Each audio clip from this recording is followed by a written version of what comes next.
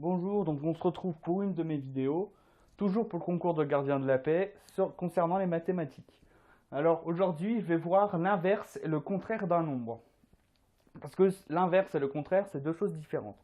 Donc, je vais voir avec vous un exemple, une question qui est tombée à un concours de gardien de la paix une année.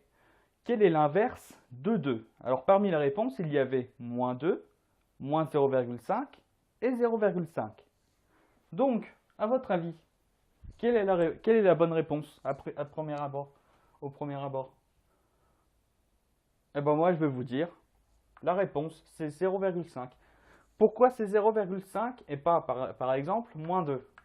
Je suis à peu près sûr qu'il y en a un ou deux en regardant ma vidéo, ils ont dû se dire, c'est moins 2. Donc, je vais vous montrer pourquoi c'est pas moins 2 et c'est 0,5. En fait, quand on demande l'inverse d'un nombre, il faut d'abord le mettre sous forme de fraction. Alors les fractions, c'est quoi? C'est un nombre, n'importe lequel, sur un autre nombre. Ici, 2, ça va être quoi? Ça va être égal à quoi sous forme de fraction? Ça va être égal à 2 sur 1. Parce que 2 divisé par 1, ça fait 2. Donc, à partir de là, son inverse, ça va être tout simple. L'inverse de quelque chose, c'est son contraire. Et là, ce n'est pas le contraire de la chose que je vais voir après. Mais son contraire, ça va être quoi? Le 1, il va aller en haut. Et le 2, il va aller en bas.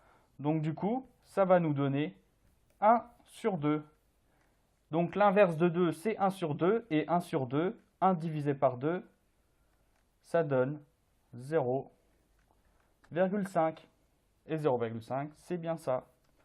Donc maintenant, vous avez vu, pour n'importe quel nombre, il faut le mettre sous forme de fraction.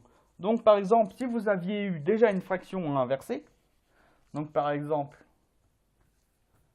3 quarts, hop, hop, hop, hop, hop, 3 quarts, 4 il va passer en haut, 3 il va passer en bas, donc on va avoir 4 tiers. Et 4 tiers, c'est égal à 1, 3, 3, 3, 3, 3, 3, 3 à l'infini. Donc voilà, si vous aviez déjà une fraction, c'est plus simple, parce qu'il n'y a qu'une étape à faire, c'est inverser les deux chiffres. Donc maintenant, je vais voir avec vous le contraire d'un nombre. Donc là, je ne vais pas faire l'inverse de 2, mais le contraire de 2. Le contraire de 2. Donc là, ce contraire, c'est beaucoup plus simple que l'inverse. Si votre nombre est positif, donc là 2 est positif, vous n'avez qu'à mettre un moins devant et vous avez le contraire de ce nombre. Donc là, comme 2 est positif, son contraire c'est moins 2. Si vous aviez eu le contraire de moins 36 par exemple, comme il y a déjà un moins avant, le moins va devenir plus et son contraire va être 36. Donc en fait, le contraire d'un nombre, il y a juste à changer son signe. Le nombre, on n'y touche pas, il y a juste à changer son signe. Si c'est positif, ça devient négatif. Si c'est négatif, ça devient positif. Donc voilà, j'en ai terminé avec cette vidéo.